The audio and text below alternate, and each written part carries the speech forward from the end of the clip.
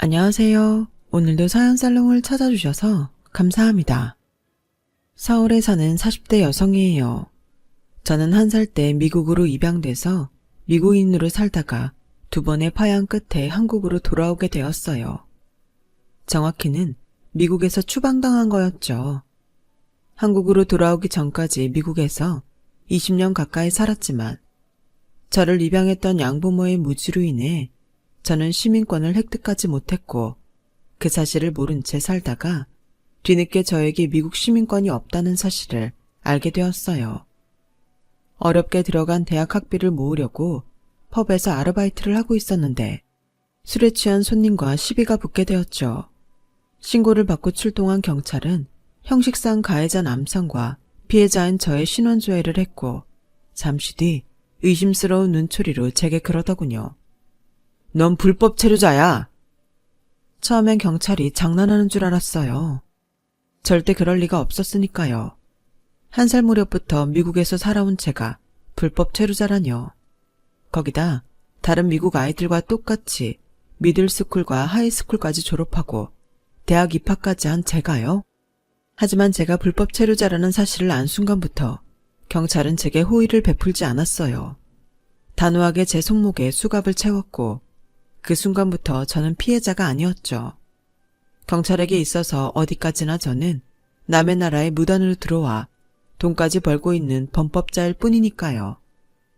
그렇게 수감이 된 후에야 저는 저와 비슷한 상황에 처한 한국 입양아들이 많다는 사실을 알게 되었어요.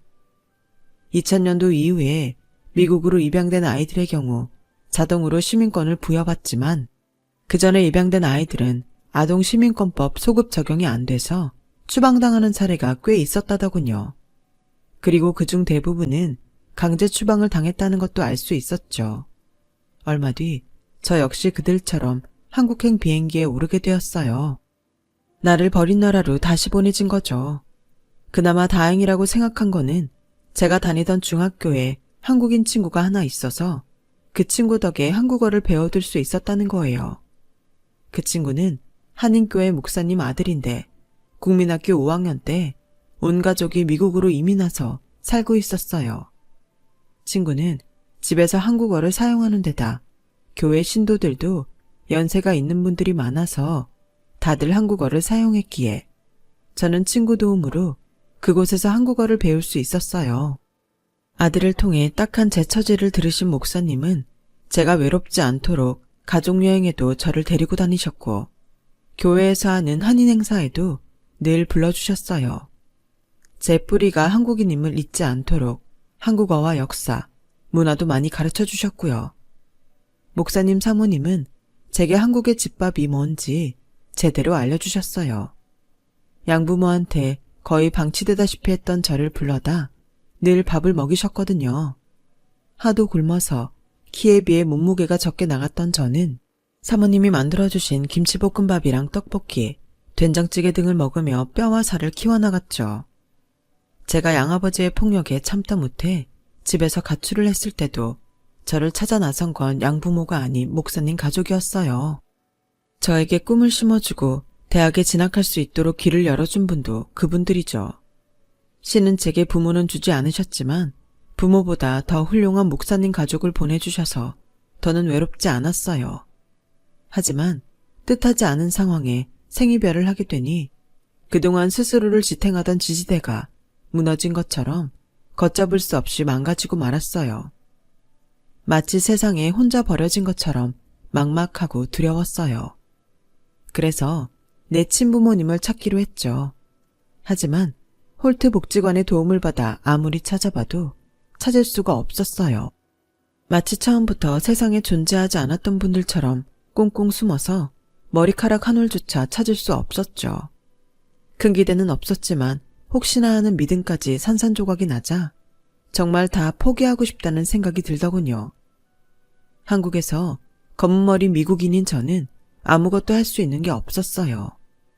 외모는 한국인이지만 말과 행동은 미국인인 저는 어디에도 속하지 못하는 이방인이었으니까요. 그나마 제가 유일하게 잘할 수 있는 영어를 이용해 밥벌이를 하려고 영어학원을 찾아가 봤지만 하나같이 백인 강사를 원한다는 말을 하더군요. 게다가 대학 졸업장이 없던 저로서는 회사에 취직도 할 수 없었어요. 한국말을 하기는 하지만 한국인들이 듣기엔 상당히 어눌한 발음도 직장을 구하는 데 걸림돌이었거든요. 그러다 하루는 미국에 있는 친구한테 온 메일을 받게 되었어요. 목사님 사촌이 이태원에서 카페를 하는데 거기에 한번 가보라고요. 파트타임이기는 하지만 집세 정도는 벌 수 있을 거라더군요. 그렇게 이태원에 발을 들인 저는 카페와 레스토랑, 펍 등에서 서빙 아르바이트를 하게 되었고, 그러다 한 레스토랑의 정직원으로 채용이 되어 생활의 안정을 찾을 수 있었어요.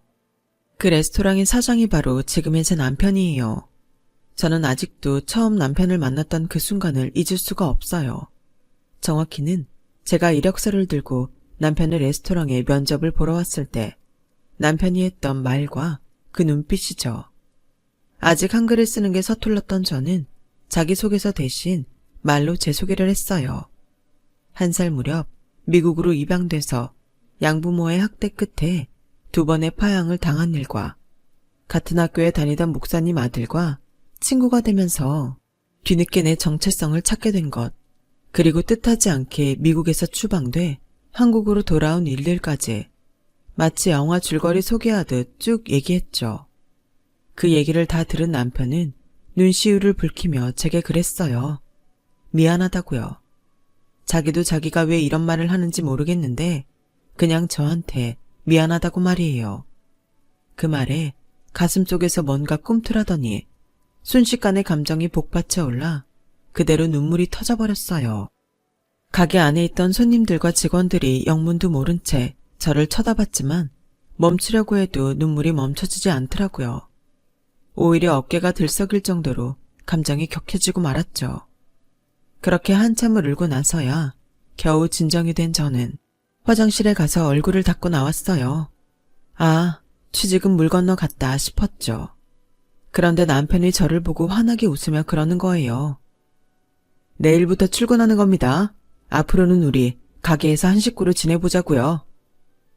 세상이 나를 밀어내는 것만 같던 시기에 남편의 따뜻한 한마디는 제가 한국에 뿌리를 내릴 수 있는 용기를 주었어요. 이제는 이방인이 아니라 어엿한 한국인으로 살아갈 수 있을 거라는 희망도 갖게 되었죠. 오너 셰프인 남편은 음식 솜씨도 좋았지만 성격은 특히 더 좋았어요. 각종 직업군의 친구들은 하루가 멀다 하고 가게에 찾아왔고 남편은 그 친구들을 제게 소개해 주었어요. 한국에서는 직장 상사의 친구들과 가게 직원이 친구처럼 지내는 일은 흔치 않았겠지만 한국 문화에 젖어있지 않았던 저는 문제될 게 없었어요. 남편 가게에 들어온 지 1년쯤 지나자 남편 친구들은 다 제 친구가 되었죠. 나중에 알게 된 거지만 제가 입사하고 얼마 안 된 시점부터 남편이 제게 마음이 있었던 모양이에요. 남편을 통해 그 사실을 알고 있던 남편 친구들은 우리 둘 사이를 연결해 주려고 일부러 저와도 가깝게 지냈다고 하더군요. 오너와 직원에서 연인 사이가 된 우리는 3년 가까이 사귀었어요.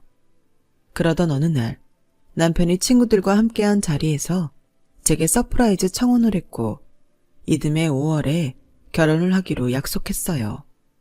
물론 그 전에 시부모님들께 허락을 받아야 했지만요. 부모님 허락 없이는 결혼 못해? 그런 건 아니지만 그래도 형식상 말씀은 드리고 해야겠지. 아마 별탈 없이 허락해 주실 거야. 왜? 우리 부모님 만나려니까 걱정돼?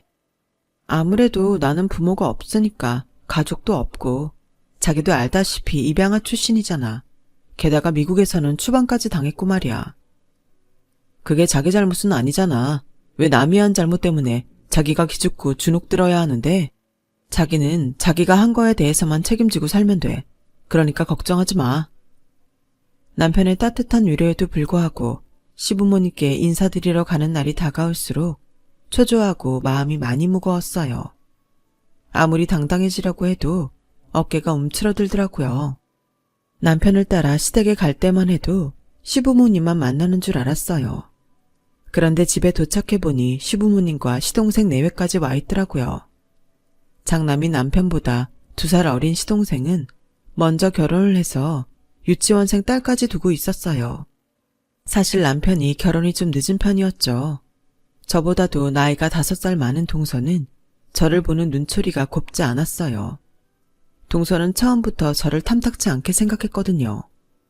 결혼 얘기가 나올 무렵 시동생과 함께 가게에 찾아와서도 일부러 저 들으라는 듯 큰 소리로 그러더군요. 아주버님도 그렇지. 수준 떨어지게 하필 가게 직원이랑 결혼을 한대. 저 여자 대학은 나왔대? 무료남 안 하겠지. 대학까지 나온 사람이면 이런 데서 서빙이나 하고 있겠어? 아, 격 떨어지게. 저런 걸 형님으로 모셔야 되다니 내 인생이 불쌍하다. 여보, 우리가 나서서 이 결혼 말려야 되는 거 아니야? 나 저 여자랑 동서지간으로 못 지내. 못 지낼 건 또 뭐야? 형이 택한 사람이야. 자기랑 살라는 것도 아닌데 뭘 그렇게 난리야. 그냥 순리에 따라 괜히 집안에 분란 일으키지 말고. 시동생의 만류에도 동서는 끝까지 저희 결혼을 반대했어요. 제가 시댁에 인사드리러 간 날까지도 시어머니 옆에 찰싹 붙어 앉아서 어떻게든 저를 깎아내리려고 혈안이 되어 있더라고요. 특히 제 학벌을 운운하면서요. 근데 학교는 어디 나왔어요? 대학 나오긴 했어요? 아니요, 대학은 못 나왔습니다. 그럼 고졸이네. 고등학교는 어디 나왔어요? 말 못하는 거 보니까 고등학교도 안 좋은 데 나왔나 보네. 실업계 나온 거예요? 동서의 질문에 저는 말을 할 수 없었어요. 시부모님께는 미리 제가 입양아 출신이라는 걸 말씀드렸지만 시동생과 동서한테는 비밀로 하기로 했거든요. 부잣집 외동딸로 자란 동서는 남의 사정을 헤아려 줄 정도로 아량 넓은 사람이 아니었어요. 오히려 상대의 약점을 잡으면 그걸 이용해 먹으려 드는 사람이었죠. 그걸 잘 아시는 아버님이 제 출신은 작은 아들 내외한테 비밀로 하라고 하셔서 입 다물고 있었어요. 보다 못한 어머님은 그 얘긴 그만하라고 하시며 분위기를 바꾸셨어요. 하지만 한번 꼬투리를 잡은 동서는 쉽게 물러서려들지 않더라고요. 제가 출신 고등학교도 제대로 대답 못하자 분명 그게 제 약점이라고 생각했는지 화장실까지 저를 쫓아와 집요하게 물어댔어요. 고등학교 졸업장이 있긴 한 거예요? 설마 중졸은 아니죠? 그때 저는 졸업장이 있냐는 말이 졸업을 했냐는 말과 같은 의미인지 몰랐던 터라 당장 수중에 졸업장이 없으니까 졸업장이 없다고 말했어요. 그 바람에 오해가 생긴 거죠. 얼떨결에 동서한테 저는 고등학교도 못 나온 사람이 되어버렸거든요.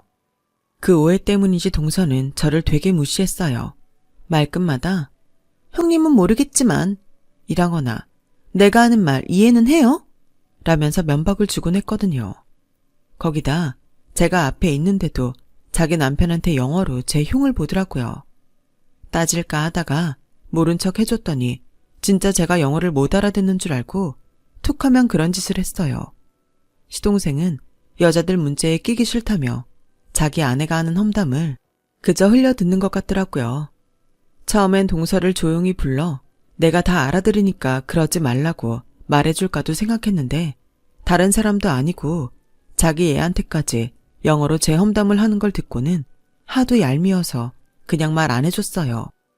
조카가 영어 유치원에 다니고 있어서 영어를 꽤 하는데 그걸 이용해서 나쁜 짓에 써먹다니 고약한 엄마죠. 조카는 자기 엄마가 왜 큰엄마 험담을 하는지 영문도 모른 채 눈만 말똥말똥 뜨고 저를 바라보았어요. 그랬더니 동서가 애한테 영어로 그러지 뭐해요. 괜찮아. 큰엄마는 영어 못 알아들어. 큰엄마는 학교 다닐 때 공부 안 해서 엄청 멍청하거든. 그러니까 앞으로도 큰엄마 있을 때는 엄마랑 영어로 말하자. 큰엄마가 무슨 말 하는지 궁금하게. 참 못됐죠. 나이 먹은 어른이 애한테 나쁜 것만 가르치고 있으니 말이에요. 제대로 된 엄마라면 자기 애한테 그런 짓은 가르치지 않을 텐데 말이죠. 그래서 저런 인간한테는 잘못된 걸 고쳐줄 필요가 없다고 생각했어요. 앞으로도 쭉 저러고 살면서 주변 사람들한테 욕이나 실컷 먹으라고요. 한편으로는 저런 동서가 내 손바닥 안에서 놀고 있는 것 같아서 은근히 재미있기도 했고요. 그런데 그러다 일이 벌어진 거예요.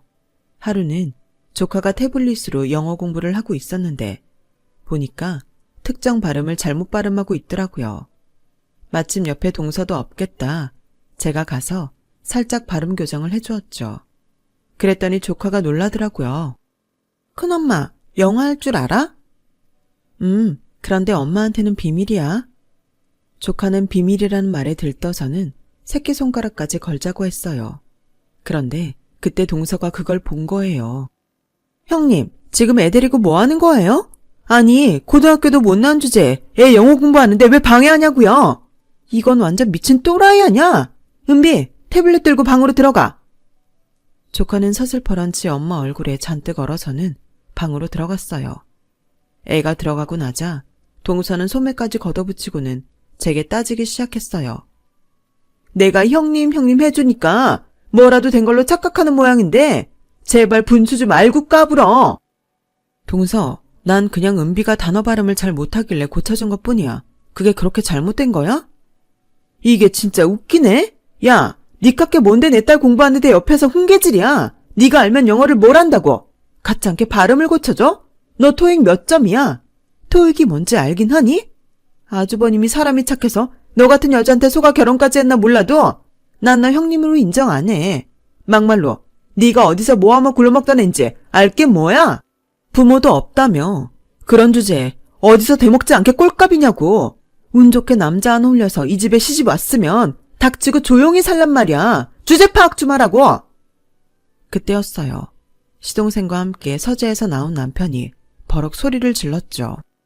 지금 뭐 하는 짓입니까? 재수씨가 뭔데 이 사람한테 그런 막말을 하냐고요? 아니, 그게 아니라 형님이 꼴에 우리 은비 영어 발음 가지고 트집을 잡지 뭐예요. 고등학교도 제대로 안 나온 주제에. 누가 그래요? 저 사람이 고등학교도 안 나왔다고. 비록 졸업은 못했지만 미국에서 명문대 입학까지 한 사람입니다. 영어 실력은 원어민 수준인 사람이라고요. 그 말에 동서는 두 눈이 커져서는 저를 바라보았어요. 그동안 자신이 저렴한 영어 실력으로 제 욕을 했던 게 떠올라 그런지 얼굴이 빨갛게 달아올랐더라고요. 동서, 실은 나 그동안 다 알아들었어. 동서가 서방님이랑 은비한테 영어로 내 흉보는 거 말이야. 진작 얘기할까 했는데 나도 심술이 나서 말 않고 있었어.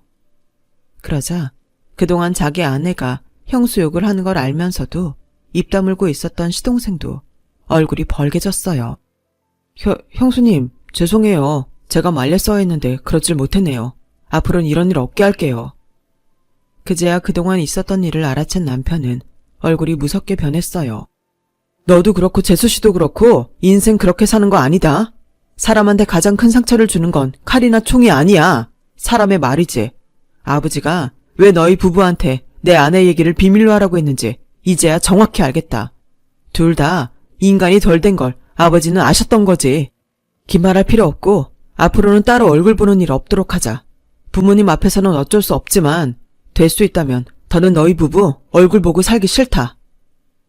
남편은 제 손을 잡고 시동생 집을 나왔어요. 집으로 향하는 차 안에서도 남편은 아무 말도 하지 않았어요. 무거운 얼굴로 정명만 의시한 채 운전을 하더라고요. 내가 괜한 짓을 해서 이런 상황을 맞는 게 아닌가 미안했어요. 그냥 처음에 따끔하게 한 소리하고 끝냈으면 형제간의 사이를 멀어지게 하지 않았을 텐데 하고 말이죠. 그래서 남편 얼굴 보기가 민망해서 고개를 푹 숙이고 있는데 남편이 제 손을 잡으며 그러더라고요. 다시 공부해볼 생각 없어?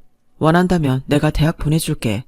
자기가 싫다고 하면 어쩔 수 없지만 난 당신이 사람들한테 무시당하고 사는 거 싫어. 당신은 그런 대접을 받아도 되는 사람이 아니니까. 남들이 당신을 몰라주면 당신 스스로 당신 가치를 보여주는 방법도 있잖아. 내가 옆에서 힘이 돼줄게. 이번에도 남편은 저를 울렸어요. 제가 전생에 무슨 복을 지어서 이런 남자를 만났나 싶을 정도로 남편은 제 인생에 있어 최고의 은인이자 버팀목이었거든요. 저도 기회가 된다면 마케팅 공부를 끝마치고 싶었던 터라 다시 준비해서 모대학 경영학과에 들어갔어요. 남편이 돈 걱정하지 말고 다니라고 했지만 등록금이 어디 한두 푼이어야죠. 그래서 영어학원에서 아르바이트를 하게 됐어요. 그런데 학생 중 하나가 주말인데도 제게 전화해 발음 교정을 해달라고 부탁을 하더라고요. 귀찮기는 했지만 평소 영어 공부에 열의가 있는 친구라 거절할 수가 없어서 도와주게 되었죠. 그런데 전화통화상으로는 입모양을 보여줄 수가 없어서 정확한 발음을 짚어줄 수가 없더라고요. 생각도 못해 스카이프로 영상통화를 해서 제 입모양을 보여주면서 발음 교정을 해주었죠. 그걸 본 남편이 지나가는 말로 슬쩍 그러더라고요. 나 어릴 땐 땡땡 영어라고 있었는데 아침에 선생님이 전화해서 문장 연습을 시켜주곤 했었어. 그때도 이렇게 실시간 영상을 보면서 할 수 있었다면 훨씬 더 발음 교정이 잘 됐었을 텐데 아쉽네. 요즘엔 스마트폰이 있어서 영상통화하면서 공부하기 좋겠어. 남편의 그 말에 아이디어를 얻은 저는 동영상 전화 수업을 바탕으로 영어 교육 사업을 해보기로 했어요. 구체적인 사업 계획서를 만들어 교수님들께 조언을 받은 저는 대학을 졸업하자마자 본격적으로 영어 교육 사업에 뛰어들었어요. 하지만 모든 일이 다 그렇듯 문제는 돈이더라고요. 사업 경험도 하나 없는 저한테 선뜻 자금을 대줄 사람은 어디에도 없었으니까요. 물론 남편한테 도움을 청하면 힘 닿는 데까지 도와줬겠지만 제 사업만큼은 제 힘으로 하고 싶었어요. 그러다 한국에도 미국의 고펀드 같은 펀딩 사이트가 있다는 걸 알게 됐고 펀드 공모를 통해 자금을 모았는데 생각보다 반응이 좋아서 부족한 액수를 채울 수 있었어요. 그렇게 시작한 영어 교육 사업은 차츰차츰 수요가 늘어나서 8년이 지난 지금에 와서는 꽤 튼실한 사업체로 자리매김하게 되었어요. 저한테 있어서는 수입이 엄청나게 늘었다는 것보다 나를 버린 두 나라의 언어를 사업 아이템으로 활용해 성공했다는데 더 큰 의미가 있어요. 그런데 그와는 부수적으로 생각지 못한 복수까지 하게 됐지 뭡니까? 오래전 제 학벌을 들먹이며 저를 괴롭혔던 동서가 제 회사로 찾아와 자기 좀 살려달라고 무릎까지 꿇고 통사정을 하지 뭐예요. 시부모님이 돌아가신 이후 지난 몇 년간 우리 부부와 연락도 끊고 살아왔는데 그 사이 집안에 안 좋은 일들이 많았던 모양이에요. 잘 살던 친정이 망한 데다가 동서가 시동생 몰래 대출까지 받아서 투자한 주식까지 상장 폐지되자 그 돈을 막느라 카드로 내 사채까지 빌려 쓴 모양이었어요. 뒤늦게 그 사실을 안 시동생이 이혼을 요구했고 동서는 할 수 없이 딸아이 미래를 생각해서 모든 빚을 혼자 떠안은 채 이혼 서류에 도장을 찍었다더군요. 문제는 이자가 눈덩이처럼 불어난 빚이었어요. 평생 자기 손으로 용돈 한번 벌어본 적이 없는 동서는 이자 무서운 줄도 모르고 여기저기서 돈만 끌어다 메꾸곤 했는데 이제 더는 끌었을 돈도 없게 된 거예요. 그러다 딸아이와 통화하던 중 제가 사업으로 성공했다는 소리를 듣고 돈을 빌리러 찾아온 거였죠. 동서, 돈 빌려주면 갚을 수는 있어? 당연하죠. 내가 무슨 수를 써서라도 형님 돈 꼭 갚을게요. 담보가 필요하면 땅 문서 맡길게요. 이거 당장은 팔기 힘든 땅이지만 앞으로 몇 년 뒤면 분명히 10배 이상 오를 땅이에요. 친정아버지가 돌아가시는 순간까지 이 땅은 꼭 지키라고 신신당부하신 땅이라고요. 그러니까 이거 담보로 받고 딱 1억만 빌려주세요. 네? 땅이야 팔려야 할 가치가 있는 거고 그보다 동서가 말하는 무슨 수라는 게 구체적으로 어떤 계획인 건데 나 사업하는 사람이야. 정확하고 구체적인 계획 아니면 단 1원도 내줄 수 없어. 그러니까 잘 생각하고 말해. 동서한테 계획이 있어 없어? 그러자 울음을 터뜨리며 고개를 가로저었어요. 그 모습을 보니 한심하기도 했지만 불쌍한 마음이 더 컸어요. 한때 동서한테 받은 수모 그대로 갚아주겠다는 생각도 했었는데 이렇게 모든 걸 다 잃고 자신이 그토록 깔보던 사람한테까지 와서 무릎을 꿇는 걸 보니 더는 복수할 마음이 생기지 않더라고요. 그렇다고 순순히 돈을 주고 싶지도 않았어요. 사람 성격은 쉽게 변하지 않아서 돈을 받으면 바로 얼굴색 바꿀 게 뻔했으니까요. 그래서 일단 개인 회생 신청부터 하라고 했어요. 매달 나가야 할 이자는 대신 내줄 테니까 우리 회사에 나와서 일을 하라고 했어요. 복사와 비품구비, 잔심부름을 비롯한 전반적인 사무 보조를 맡으라고요.